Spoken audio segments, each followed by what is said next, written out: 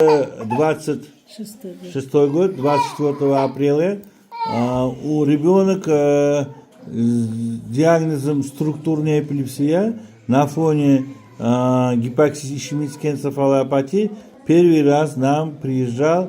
Qachon kelgansizlar birinchi marotaba? 2020. В 2024 году приехали к нам консультироваться. Тогда мы их лечили, долго лечили. Qancha davoladik? Mash paytgacha Yo'q, shu tutqanoq qachonda to'xtadi? Sразу 2 oydan keyin to'xtadi, 1 yilni oshdi, bo'lmadi. Сразу 2 месяца, за 2 месяца мы остановили судороги, потом год уже у них не наблюдалось судороги, но у них наблюдалось такие же ошибки, как у других. Xuddi boshqalarda kuzatilayotgan nima xato kuzatilgan.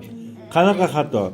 Что они торопились, что ребенок не разговаривает, не ходит, в общем, не развивается, потому что думали, что принимает противоэпилептические препараты. Tutqanoqqa qarshi dorilar ichayotgani uchun bolamiz rivojlanmayapti degan.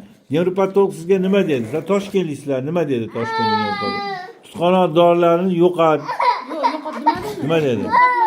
To'xtatma dedi. aqliy rivojlanish orqada qolyapti, jismoniy rivojlanish orqada qolyapti. Mana shu ikkita narsaga shug'ullanish kerak. Endi mana hozir mana ko'rsanglar, когда они вылечили сюда, это год назад, у них томография уже улучшилась, не было органики. Sen ko'rsatib berasanmi? До лечения и после лечения какие изменения? Сейчас за телефоном разговаривают. Давай, ko'rsatib ber, покажи, где. Вот. Вот это, значит, органические изменения структурные. Вот, видите, да? А вот повторном томографии его нету уже. Вот повторной томографии его нету. Вот, видно, да? Вот посмотрите. Ее нет уже. Но эта томография от 24 года. Правильно? От 25 года это.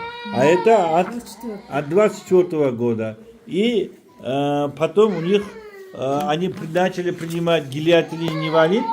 Они сильно улучшают проводимость нервных импульсов, но в то же время она как бы возбуждает клиническую эпилепсию. Понятно? Так, вас не видно. Сразу не видно. Хоп, нема. Теперь, потом, здесь что поучительно? Беда нема мухом.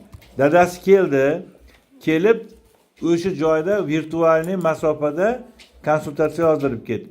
То есть папа приехал к нам за повторной консультацией, после того они попали в реанимацию по поводу судороги и получили, значит, виртуальные консультации. И вот теперь давайте узнаем, какое состояние. Bugun endi holati qanaqa, gapiring. Bugun holati o'sha kelib ketganlardan keyin 4 marta kechasi sudorga bo'ldi. Halqali avvalgidan kamroq. Ha, kamroq. Lekin bab bo'lib turibdi. Bo'lib turibdi. Yanachi.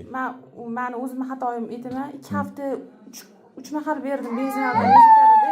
Dorisini ayting, mumkin emas. Obedni bera olmadim. 2 mahal bo'lib qoldi. O'shanga deb o'ylayapman. Bo'lishi mumkin. berolmay Chunki qoldim. dorini dozasi bilan nima? Endi ziyrak onalar gruppasi bor, o'zbilarmon onalar gruppasi bor. Nima deydi? Uzr xunuk bo'lsa ham beparosat onalar gruppasi bor va xavfli onalar gruppasi bor. Siz endi gruppangizda o'zbilarmonga kirib ketib qolasiz. Nimagaki siz o'zbilarmonligingiz nima bo'lgan? Shu dorilarni xohlagancha kamaytirgansiz, xohlagancha ko'paytirgansiz. Yo, obed bera olmay qoldim. Keyin ishni tashlab bo'lsa ham mavjud bo'lgandan keyin berish boshlanadi. Bo'ldi, hozir endi avvalgi o'sha boshidagi Bo'ldi, xo'p. Alloh tutqanog'i yo'qolsa, bolangizni aqli ham o'sadi, o'zi ham o'zgaradi.